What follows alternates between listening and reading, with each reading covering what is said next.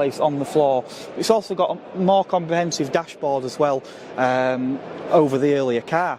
But something even more remarkable that we've got here, when the Renault 5 initially went on sale, it was only available as a 3-door.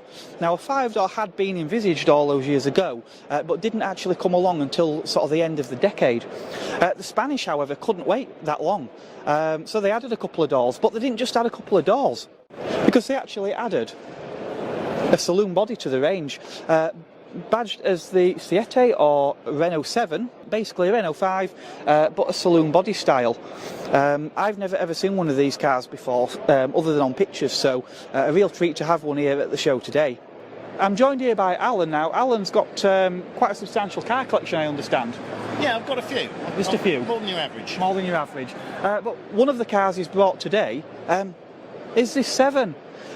So of all the things to collect, how did you come to own a 7? I was drunk and I came back from the pub and I saw it on Messenger, like on the Facebook thing, and I saw a picture of the seats. And I just messaged the guy that night and said, I'll buy it.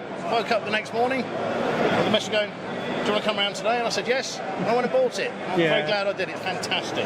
Now, I did know a chap who bought a Toyota Corolla on eBay when he was drunk, quite cheaply, and got a shock the next morning. But obviously, Toyota Corollas, there were quite a lot of them. They were a common car, and they was built to run forever.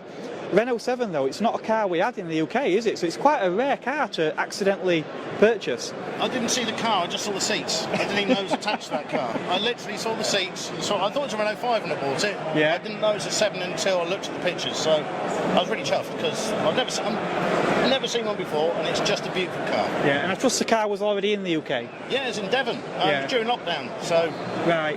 I just thought, right, go and get it. Yeah. Went down with Dawson the next day in the dog, and we just drove down. Looked at it, gave him the money, said, yeah, God, it's fantastic. Yeah. He had a Renault 5 as well, similar to that one over there. All right. I nearly bought that as well, but it wasn't. It was the transverse one, not the old-fashioned one, which I prefer. So. Ah, right, okay. Yeah, because these early cars, it's technically a front mid-mounted engine, isn't it? Because the gearbox sits in front of the... Yeah, it's only Audi that did something similar. There aren't many. I think it's Subaru, technically four-wheel drive. There's not that many that do it, but it's nice because you can get around it and you can work in it. I don't like a transverse engine, but that technically isn't. Yeah. So that's good. Wonderful. So, any interesting stories with this car, or is it just... I go out on nice days with my wife, and we go out to the Cotswolds, drive around, have a meal, come back. I've been to a couple of car shows with it, but the amount of cars I've got, I tend to only use them a few times, but I do use it. We're going to somewhere local and, Cotswoldy and nice, we'll jump in that.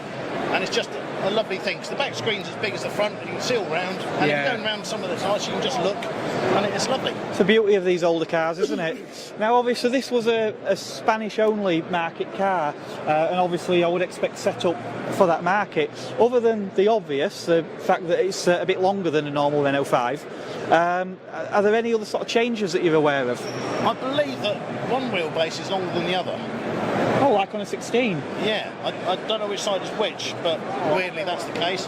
Front screen's the same as the back screen. Right. They didn't make them in France, they made them in Spain, so it's not a French car. Yeah.